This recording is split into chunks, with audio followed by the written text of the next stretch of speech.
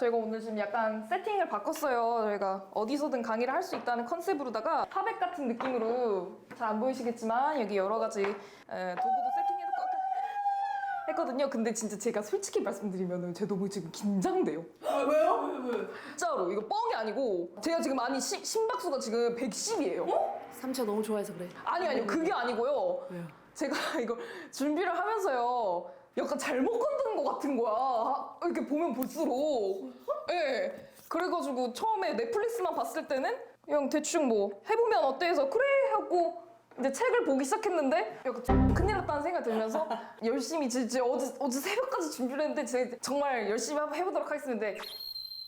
자, 오늘 제가 준비한 것은 넷플릭스 시리즈 삼체라는 드라마입니다.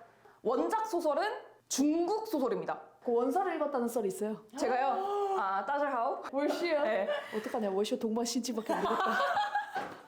어떡하냐, 나도 참 미친놈이다. 자, 그래서 삼체. 근데 여러분들이 삼체라는 단어를 딱 들었을 때 어떤 게 떠오르시나요? 삼위일체. 그쵸? 네. 또 삼체? 삼체. 약간 잘 안 와닿죠? 산채나물? 뭐 이런 거?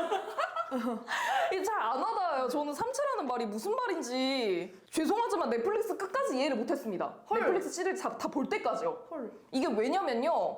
물리학 용어예요. 더 쓰리 바디 프로블럼이라는 게 한자로 지역하면 삼체 문제인데 이 자체가 물리학 안에 있는 난제를 이야기하는 거예요. 정답이 없다는 이야기거든요. 네? 정답이 없어. 정답이 없는 문제. 정답이 없는 문제. 그러니까 삼체 문제라는 거는 정답이 없는 문제를 뜻하는 겁니다. 그렇기 때문에 문제야, 그러니까? 우리 같은 일반인들은 삼체 혹은 삼체 문제라는 것을 들었을 때 전혀 이해하지 못한 상태로 시리즈를 시작하게 되는 거죠. 근데 한편 물리학자들은 삼체라는 단어만 보고도 열광을 하면서 시청을 했다고 합니다. 자, 그래서 일단 줄거리부터 간략하게 시작하겠습니다. 자, 이 장면 여러분 보여요? 네. 네. 드라마에서 나온 장면이요? 네. 가장 처음으로 이 시리즈를 틀자마자 나오는 장면입니다. 네. 붉은색 수첩을 든 군중들이 무대를 향해서 소리를 지르는 장면으로부터 시작을 해요. 이게 뭐냐면 문화 대혁명. 문화 대혁명이 일어나고 있는 베이징입니다. 그래가지고 요 안에 지금 주인공의 아빠가 인민재판을 받고 있는 거예요. 가운데 그럼 서 있는 게 아빠? 네. 어떻게 인민재판을 받냐면요. 고깔모자를 씌우고 근데 고깔모자를 죄가 더 높다고 생각하는 분들한테는 이거를 막 청동으로 만들어서 아주 무거운 금속 재질로 만들어서 무조건 고개를 숙이도록 이거를 세팅을 해가지고 사람들한테 벌을 줬다고 하거든요. 근데 벌의 죄목이 뭐냐면요. 이 분이 물리학과 교수인데요. 물리학을 가르쳤다는 것이 죄목입니다.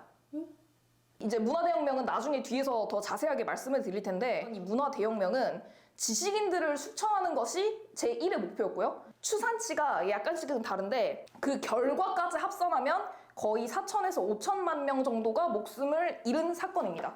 그래서 이분이 지금 아빠예요. 상대성 이론을 가르친 부분들을 죄를 묻고 있는 건데 왜냐면 과학에 대한 내용이니까 신을 부정하게 되잖아요. 근데 그러면 안 되죠. 마오쩌둥은 신이거든요. 그러니까 물리학은 숙청의 대상이 되고도 남는 그런 분야인 거죠. 그래서 그렇게 된 거야. 네. 그래서 이 친구가 아인슈타인은 심지어 미국 제국주의와 결탁해서 원자폭탄을 만든 사람 아니냐. 근데 어떻게 아인슈타인의 상대성 원리를 가르칠 수 있느냐. 이게 죄목인 거예요. 그래서 어린 친구들이 허리띠로 이분을 때려가지고 이분이 결국 사망을 하게 됩니다. 맞아, 좀. 근데 이거를 딸이 지켜보고 있어요. 이야기가 이제 여기부터 시작이 되는 겁니다. 근데 저 때 그러면 물리학 교수 선생들이 다 죽은 거예요? 거의 그렇다고 봐야죠. 근데 그 물리학을 가르쳤던 교수들만 죽은 거야? 아니면 그냥 그 당시 지식인, 기득권층이 할 수 있는 지식인들이 다 죽은 거야? 다. 공무 유전자들이 다 죽은 거야? 그렇죠. 살아남은 사람들이 지금 세대가 된 거예요? 그렇죠. 그래서 일례로 어떤 일이 있었느냐. 2018년에 베이징 대학교 총장이 베이징대는 그래도 세계 유수의 대학교 아니에요? 대학교 순위하면은 제가 알기로는 서울대보다 높을 거예요. 그 평가 순위가. 나도 그렇게 알고 있어. 베이징 대학교 총장이 한자를 제대로 못 읽습니다. 문맹이란 얘기예요? 뭐 영어는 할 줄 알겠죠. 헐! 근데 한자를 못 읽는 게 사실 말이 안 되잖아요. 자기들 나라 언어인데요. 근데 표의 문자라는 게 똑같은 하나의 한자 한자를 두고도 그거를 해석하는 방식 그리고 발음하는 방식이 다르잖아요. 왜냐면 한자 하나 안에도 뜻이 막 여러 개잖아. 그렇죠. 어렵죠. 근데 그거를 제대로 해석을 못하고 오독하는 경우가 너무 많았던 거예요. 그러니까 총장이 네. 와. 그래가지고 그거에 대한 비판이 일어나니까 내가 어렸을 때 난 문화대혁명 아래에서 자란 어린이였기 때문에 제대로 된 교육을 못 받았다. 이해해라. 이렇게 된 거예요. 근데 맞는 얘기도 맞는 이야기긴 한데 그런 사람들이 지금 이제 어떤 지식인층에서도 가장 위에 있는 최고의 브레인이라 할 수 있는 거죠. 그렇죠. 베이징대 총장이라면. 네. 그런 사람들마저도 한자를 제대로 못 읽는데 하물며 그냥 일반 시민들은 그 교육 수준이 어느 정도 됐겠느냐. 갑자기 막 이해가 간다. 근데 가장 충격적인 거는 그래도 그렇게 머지않은 과거에 바로 옆 나라 일인데 내가 몰랐다는 게 너무 충격적이야. 맞아. 그럴 수 있어.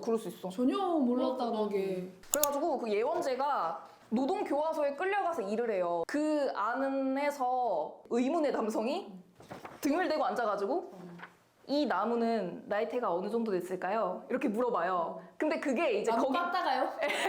그게부터 시작이거든요. 그러니까 그 벌목하는 현장이 아주 공포스럽게 나오는데 그냥 막 다 갖다 자른 거야. 그냥 산업화, 공업화 해야 된다 하면서 그냥 갖다 자른 거야.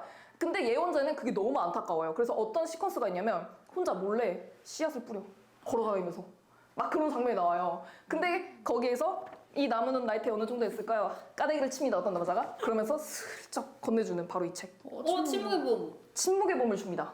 침묵의 봄 어떤 내용입니까? 지금 내가 읽은 네. 부분까지만 살충제 사용, 제초제 사용 등 화학적 물질 사용이 자연계에 어떤 영향을 끼치는지에 맞습니다. 대한 이야기입니다. 정말 공교롭게도 지금 읽고 계신 책이 침묵의 봄이에요. 그래서 너무 신기했거든요. 그 부분이. 신기하다. 정말 우연입니다. 네, 정말 우연이에요. 표지를 봤어. 그러니까요. 근데 뭐 깜짝 놀란 거야. 나 표지 그냥 난 표지 보고 책을 구매하거든. 우와. 봄이니까 샀을 뿐이야. 침묵의 봄을 혼자 읽고 싶어가지고 그걸 뒤집어 쓰면서 막 몰래 봐. 근데 들키면은 뒤지는 거잖아. 당연하죠. 심지어 이거는 원서였어요. 와 완전 지식. 네. 그러니까 그 남자가 나 너 영어 할 줄 아는 거 안다. 이거 볼래? 이렇게 하니까 너무 보고 싶은 거야. 이거를 몰래 그 말도 안 되는 막사에서 보다가 당연하지만 들킵니다. 들켜가지고 끌려갑니다. 끌려가는데 거기에서 이제 어떤 드라마적 변곡점이 한 번 있냐면 당의 높은 간부가 와가지고 다시 한번 문화대혁명의 마무리를 지어야 되니까 네 아빠의 죄목을 딸내미 네 손으로 서명해라고 그렇게 강요를 해요. 근데 안 합니다, 예원재는. 근데 그 서명서를 보니까 자기 여동생도 서명했고요. 엄마도 서명했어요. 근데 해주면은 편하게 해주겠다 하는데 안 해요. 근데 너무 다행히도 지식인이 모두가 숙청된 다음에 천체 물리학을 공부하는 사람이 너무 귀했던 나머지 예원재가 노동교화소가 아니라 전파망원연구소라는 홍안기지로 떠나게 됩니다. 그래서 너무 아파가지고 시름시름 앓다가 눈을 떠보니까 군복이 위에 걸쳐져 있고 내렸더니 거대한 안테나 앞에 내린 거예요. 멋있다. 그림 진짜 멋있었겠다. 그래가지고 거기 앞에 이제 군인들이 말합니다. 넌 여기 들어올 수 있긴 한데 들어오면은 너 영원히 나갈 수 없다. 들어오겠느냐? 근데 들어간대요. 그래서 일단은 과거 시퀀스는 여기서 일단 하게 됩니다.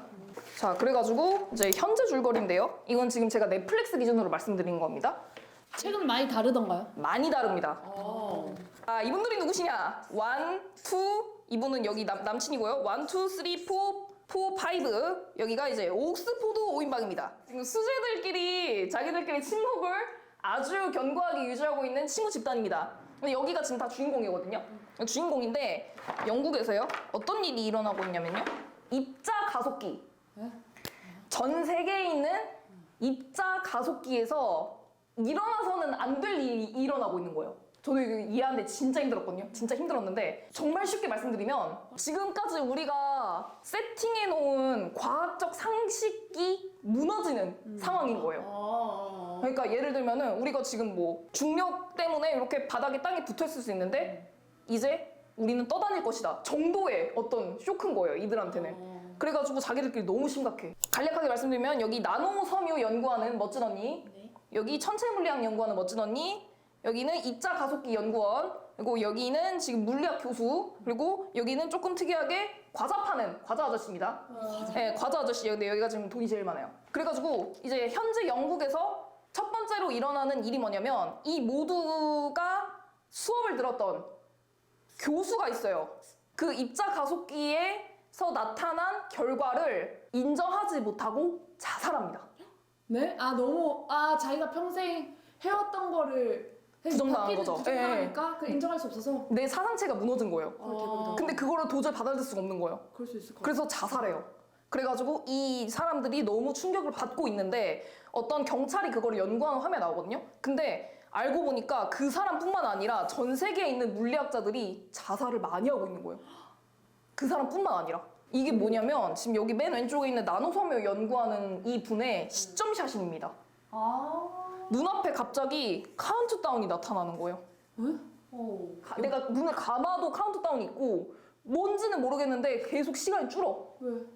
그러니까 그게 이제 처음에 나오는 미스터리인 거예요. 미치는 거예요. 막 눈을 뜨고 있어도 눈물이 줄줄 나고 너무 무섭잖아. 이걸 누구한테 말해도 믿지 않을 거잖아요. 사실 이거 안과를 가도 정신과에 보낼 거 아니야. 정신과 가보라고. 그랬는데 의문의 여성이 와가지고 네가 연구하고 있는 나노섬유 연구를 중단해라. 그러면은 카운트다운이 사라질 것이다. 라고 말을 해요. 협박이야. 그래서 속눈썹 치고 해봤다? 근데 진짜 사라지는 거야. 중단했더니. 네. 이 카운트다운 내용은 나중에 이제 또 실마리가 풀어질 건데 아무튼 간에 근데 1화에서 이게 해결되지 않아요. 네. 해결되지 않아요. 자, 다음. 그 요게 이제 말하자면은 애플 비전 프로 같은 거예요. 에? 애플 비전 프로. 이거 VR. 저거 마스크 시트 같은데. 있어요? 그 엄마들 하는 거. 프라이. 이분이 이제 천체물리학 하는 여기 지금 두 번째 앉아있는 분인데 이분이 거의 지금 메인 주인공이거든요. 네, 이분이 교수 집에 가서 교수의 엄마한테 이 기계를 얻어옵니다. 죽기 전에 베라에가 이걸 했었다. 그러면서 뭔진 모르겠는데 갖고 가봐라 하고 줘.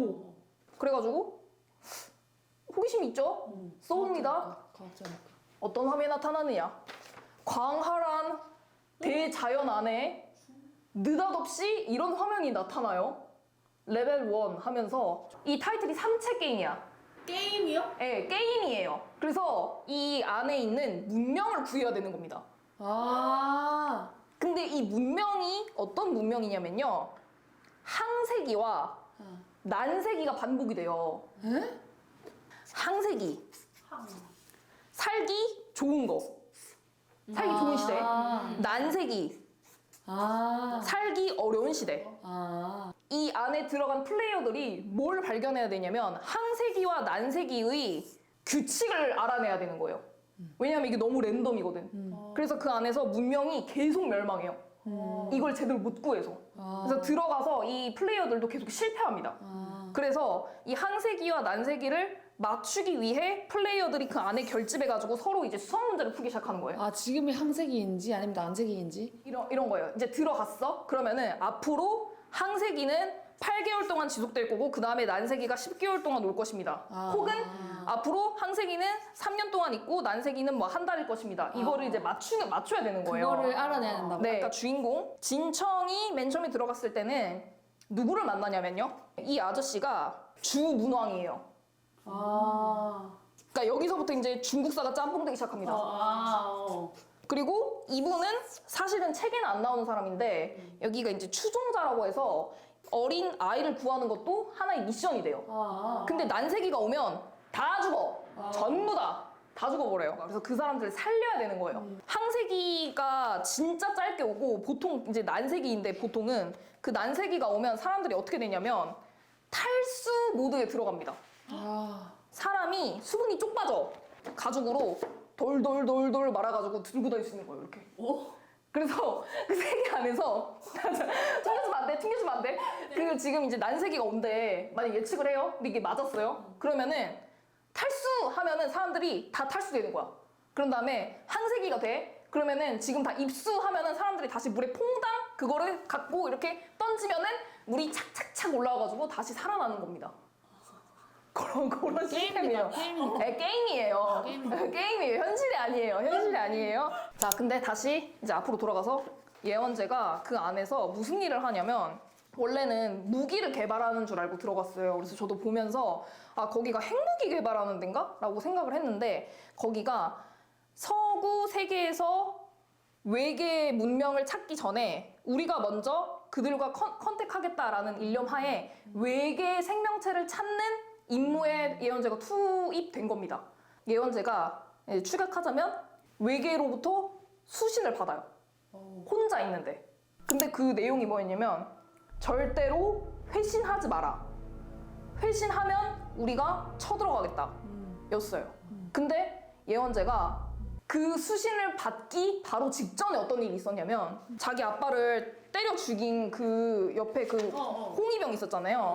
홍위병을 만나요. 온 거예요. 그 노동교화소에 근처에. 걔도 온 거야? 네, 그래서 이분이 온 거예요. 일하러. 근데 왔는데 팔이 하나 잘려 있어. 헐. 저렇게 그래가지고 앞장서도 저렇게 된 거네. 네. 일하다가 잘린 거예요. 그래갖고 만나서 참여할 건지 물어봐요. 근데 얘가 내가 왜? 헐. 하니까 예언제가 흑화한 거야. 그래. 아, 난 더 이상 여기 이 세상에 바랄 게 없다. 회신합니다. 우리 문명은 자정력을 잃었다. 와서 니들이 어떻게든 해라. 구하고 싶은 의미가 없는 거지. 예. 예언제는 계속 배신당하거든요. 그 세계에. 그러니까 그렇게 된 거예요. 그래가지고 그 삼체 문명이 이 나노 섬유를 연구하는 사람의 눈에 카운트다운을 띄우는 거예요. 근데 지금 현재 시점이랑 과거 시점이랑 한 5, 60년 차이가 나는 거죠. 네, 거의 지금 그런 거예요. 아. 왜냐면은 보내고 받고 하는 데만 하는데도 8년이 넘게 걸리는 거야. 아. 그러니까 그들은 지구의 과학이 발전돼서 쳐들어갔을 때 그들이 우리에 맞서 싸우지 않도록 과학자들을 지금부터 처단하는 거예요. 400년 뒤에 쳐들어올 건데요. 400년 동안 인류의 과학적 성취를 지금부터 말살시키는 겁니다. 아, 그 삼체의 그. 네네네네. 그래서 뭔가 그 지구의 어떤 순리를 뒤집고 네네네네. 더 이상 물리학이 발전되지 못하도록 일단 공부하지 하고, 마라. 네, 과학을 말살시키는 거예요. 과학을 말살시키는 거. 네, 독특하네. 더 고문명인 건 맞는 것 같아. 네, 그죠? 문화대혁명. 마오쩌둥이 국공내전을 한 다음에 장제스가 지고 그래서 마오쩌둥이 중화인민공화국을 세우고 그 다음에 이제 대약진운동이라는 걸 해가지고 이제 소련에 이미 지금 거기에서 이미 했던 거를 조금 받아들였어. 그래서 농업의 집산화라 해서 지주들의 토지를 빼앗아서 인민들한테 그거를 배분시킨 다음에 뭐 우리가 익히 알고 있는 그 공산주의 이념에 따라서 농업을 그렇게 확장시키려고 한 거예요. 근데 안 되죠. 될 리가 없잖아요. 이게 그 제가 다른 책에서도 본 건데 인센티브가 사람들한테 주어지지 않는 착취제도 아래서는 절대 성공할 수가 없대요. 왜냐면 똑같이 분배받는데 내가 뭘 열심히 해. 그렇잖아요. 아, 네. 똑같이 공산주의 하더라도 이제 인센티브가 예. 그러니까 중국도 자본주의가 들어가면서부터 발전을 하기 시작했잖아요. 나중에. 그러니까 농업의 집산화는 결국 실패로 끝났는데 여기에서 어떤 일이 있었냐면 마오쩌둥이 제4의 운동이라는 정책을 실행을 해요. 근데 이게 뭐냐면 이 의미가 뭐냐면 마오쩌둥이 어느 날 참새를 보고 저 새가 해롭다라고 지적한 거예요. 그래갖고 참새가 곡식 나다를 먹으면 인민들의 노동의 결실을 도둑질하는 거기 때문에 참새를 다 죽이라고 했어요. 마오쩌둥이 참새, 모기, 파리, 들쥐 이런 4가지 해로운 동물들을 제거하는 제4해, 그러니까 지운다는 거예요. 해로운 것들을 제거한다. 그래서 이 운동을 펼쳤어요. 그리고 나서 어떤 일이 일어났느냐. 중국인들이 새를 잡는 데 동원되고 2년 뒤에 참새가 해충을 잡아먹지 않으니까 메뚜기 떼가 창궐을 합니다. 그러니까. 그치. 네, 여기부터 3년 동안 대기근이 촉발돼요. 그래. 그래가지고 아사자 추산치가 적게 잡으면 1,700만, 많게 잡으면 5,500만입니다. 와, 한 번도. 네. 나만. 그러니까 중국 문명은 그때 이미 그만큼 죽고 그 다음에 문화 또 죽은 거예요. 네. 와. 이때 이후로 마오쩌둥의 권위가 내려가요. 그치. 그래서 이 선으로 물러납니다. 어쩔 수 없이. 마오쩌둥은 권력욕이 심했어요. 그러니까. 그래가지고 좀 억울한 했나 보지 본인 스스로. 이미 그때 나이가 70대인데 그럼에도 불구하고 문화 대혁명을 일으킨 거예요. 근데 이 일으키는 과정이 어땠냐면 베이징 대학교에 어떤 조교를 시켜가지고 대자보를 걸게 해요. 대자보를 걸어서 낡은 잡기들을 소탕하라고 한 거예요. 사람들한테, 그 시기 사람들한테는 잘 먹힌 구호였던 거예요. 조금 피폐해진 인민들한테 어떤 문화적으로 혁명을 일으킬 만한 좋은 구실이 된 거예요. 지식인을 숙청하면 내 뭔가 살 길이 열릴 것 같고. 기득권을 숙청하는 느낌이. 네, 마오쩌둥이 시키는 대로 하면 내 살 길이 열릴 것 같은 그런 생각이 들었나 보지. 그러니까 사람들이 집단 광기에 휩싸여서 이제 사람들을 잡아 끌어내리기 시작한 거예요. 빈부격차가 뒤집힐 것 같은 그런 네. 희망을 받겠지? 그쵸. 젊은 사람들이 많이 선동이 됐는데 어린 사람들이에요, 젊은 사람들. 젊은 사람들 및 어린 사람들. 그래서 제가 책을 보면서 가장 충격받았던 게 뭐냐면요. 이 어린이 있잖아요. 만 14살이에요. 진짜 어려워. 중학생들을 선동합니다, 처음부터. 그래서 예원재의 아빠와 예원재가 칭화대학교 소속이었는데 칭화대학교 부속 중학교 학생들인 거예요. 그래서 그들에게 일선 명령이 떨어지고 그 중학생이 이렇게 날뛰면서 지식인들을 잡기 시작한 거예요. 그러니까 10대의 참여율이 진짜 높았다는 거죠. 근데 아까 얘기했듯이 10대가 문화대혁명에서 홍위병으로 활동을 했어. 근데 문화대혁명이 마오쩌둥 죽이면서 끝났어. 그리고 나서 마오쩌둥을 추종하는 추종자 4인방들이 재판에 넘겨지고 그거는 이제 국가 차원에서도 잘못한 일이 돼버린 거예요. 그래서 왠지 사과를 안 했을 것 같지만 국가 입장에서 국가에 의한 폭력이라고 사과를 합니다. 그러니까 여기 참여했던 홍위병들은 어떡해요? 물론 이게 본인의 선택이고 본인이 잘못한 거지만 이 어린 애들한테는 선동당하지. 날벼락인 거죠. 살 길이 아예 막힌 거예요. 왜냐면 그때부터는 이제 저 사람 홍위병 출신이라는 홍위병 낙인이 찍히는 거예요. 그래서 이 사람들은 뭐 어떤 출세길도 없죠. 먹고 살 것도 없죠. 그러니까 사회 밑바닥이 네. 되는 거예요. 사회의 어떤 빈민층이 되는 결과를 낳게 됩니다. 문화재 파괴도 정말 많이 일어나고 그래서 공자묘도 파괴되고요. 공자묘. 헐. 그 이제 영상을 보잖아요. 그러면은 무슨 진짜 막 IS가 어디 이집트 문화재 파괴하는 것처럼 막 불상 같은 거 막 다 부수고 막 다 태우고 난리가 나 있어요. 와. 그러니까 구식 문화를 타파해야 된다는 거예요. 그거는 우리를 방해하는 사상이기 때문에. 근데 진짜 그 가까운 그 시간 안에 중국에서 사람 죽는 일이 정말 안타깝다. 그러니까 그 마오쩌둥이 그때 당시에 소련에서도 약간 이제 공산주의가 조금 뭐랄까 변화하는 지점이 있었는데 그거에 대해서 더 뭐랄까 진짜 공산주의는 나야 이걸 하고 싶었던 거예요. 그러니까 소련에서 약간 자본주의가 들어올라 그래. 저것도 반동이다. 내가 진짜 공산주의다고. 내가 그 통치한 나라가. 그래가지고 요 빨간 수첩 있잖아요. 이게 뭐냐면요 마오쩌둥 어록이에요. 헐.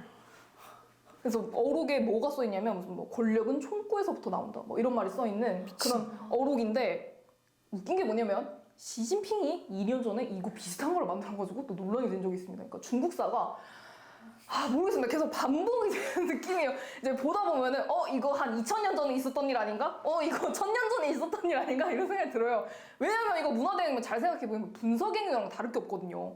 분석행. 진시황이 본인의 권력에 방해되는 모든 사상과 학문을 말살시키는 정책으로 그때까지 그 적혔던 뭐 모든 걸 다 태워버리는 분서갱유가 있었잖아요. 그러니까 분서갱유랑 사실 다를 게 없음.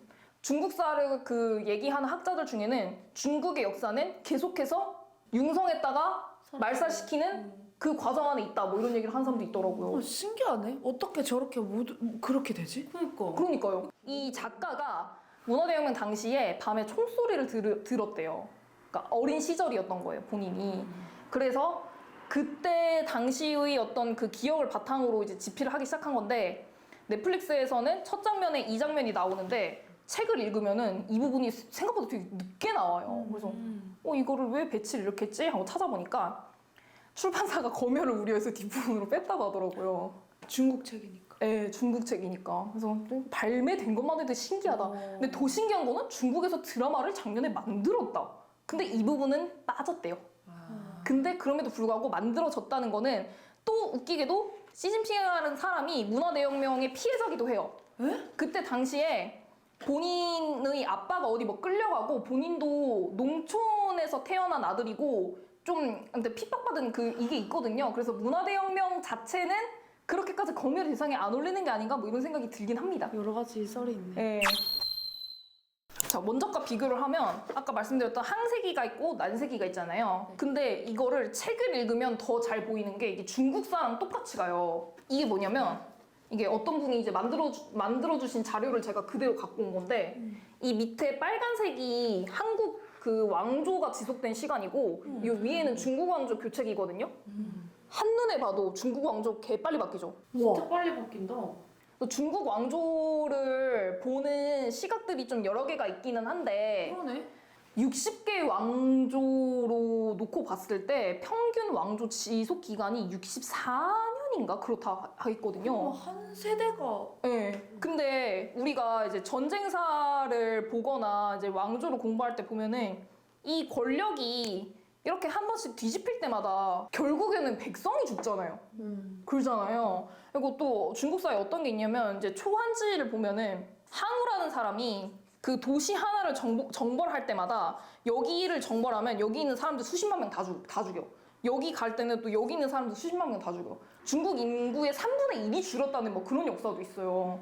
그러니까 이 항세기와 난세기가 계속 이렇게 바뀌면서 그 안에서 난세기가 언제 올지 모르고 항세기가 언제 올지 모르고 이런 게 그 중국사 안에 살았던 사람들의 입장을 대변하는 것 같다는 생각이 드는 거예요. 내가 만약에 진나라가 15년 동안 지속이 됐는데 진나라 멸망 1년 전에 태어났다고 생각해봐. 그러면은 또 전쟁이죠. 우리나라에도 그런 때가 있거든요. 병자호란 때를 보면은 그 사람은 일생이 평균 수명이 뭐 50년이라고 만약에 가정했으면은 평생이 전쟁이었어 그냥 한국 땅이.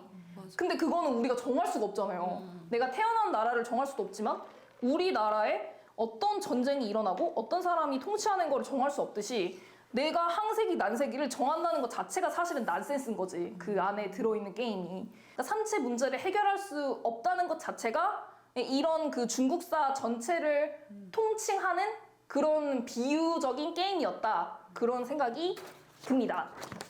그래서 인간을 탈수해가지고 마른 섬유로 변하게 하는 것도 그러니까 뭐 문화대혁명 때를 생각해보면은 내가 만약에 지식인이야 그러면은 지금 문화대혁명이 일어났어.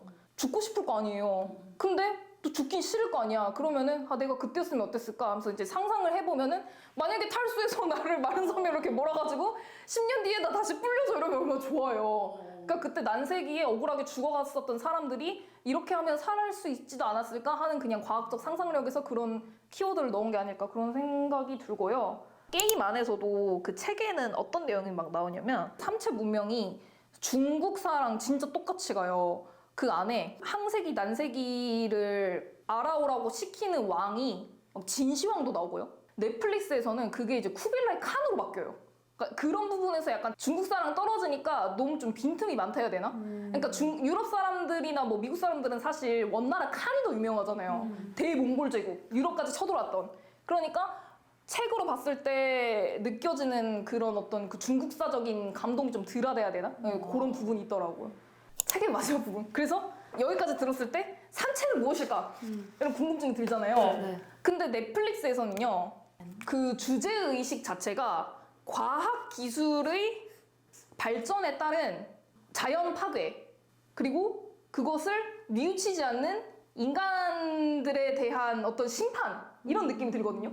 삼체 문명을 따르는 사람들이 타고 다니는 배가 있는데 배 이름도 심판이라고 해요. 그래서 그게 마치 어떤 그 성경에서 타고 다니는 노아의 방주 같은 그런 느낌이 든단 말이죠.